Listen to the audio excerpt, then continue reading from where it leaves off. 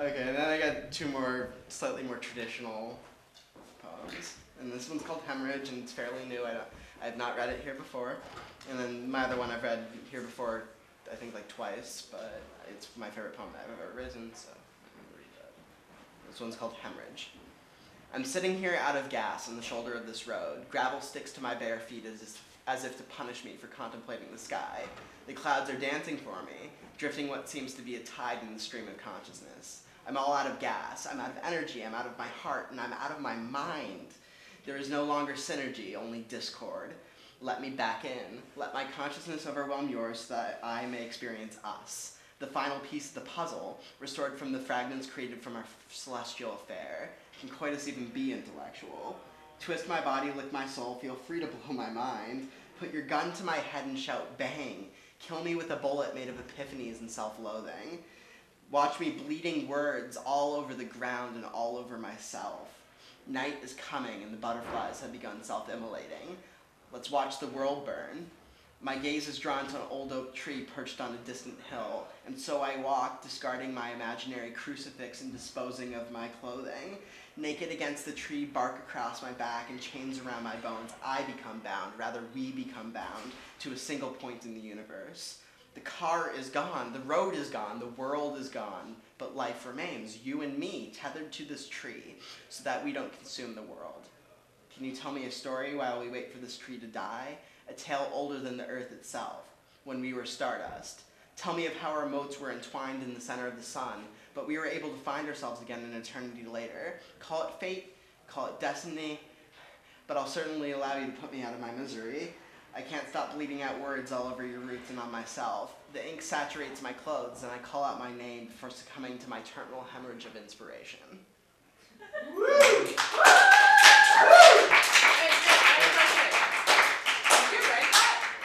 Yeah. Damn. Great.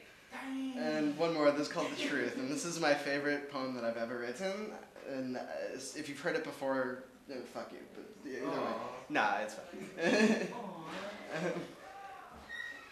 A gunshot unleashes a torrent of wildflowers. Grass grows in tangles to drag me down. The heartbeat ushers an orchestra of razor blades and rainbows. Sing beneath the stars to herald the war machine. Let the pot-handled drums signal lockstep for little tin soldiers marching off cliffs. Children order paper planes to drop tiny paper bombs upon gigantic cities of cardboard.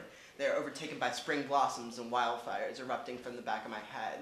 Dust flows into an ashen river and turns to needles which are expelled from my skin.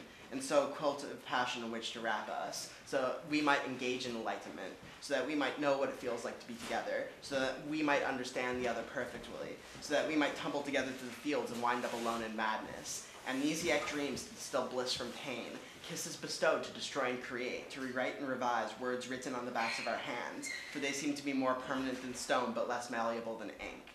And what were once those monstrous little children are now geriatric silhouettes playing hide-and-seek with their memories. But we don't want to do that, do we? We only want to forget the bad, and the painful, and the uncertain, and the regrets that I promised you wouldn't have. We want to erase the color from the paper flames upon those cities we drew so long ago. No. Remember your pain to remember yourself, but do not dwell on it. For numbness leads down an icy road while forgetfulness fogs it. You will always be forced to read what brought you here on street signs and mile markers. There are no exits on this highway. But what lies on the other path is what I imagine to be a creek flowing in reverse, along a trail through light so bright that there is only darkness.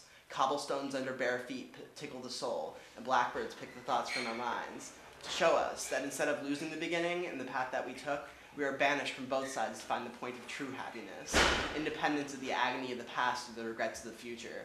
And when you have found that trailhead, you may drink from the stream that was once madness, and take in the fact that the only things that mattered in the first place were the moments when you were, for perhaps only a brief second, in love.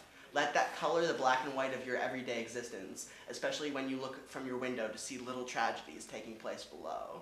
Now allow me to recline, to listen, and no longer speak, so I can learn a little bit about how inspiration turns to fabrication or fornication, and how we are intoxicated by the truth.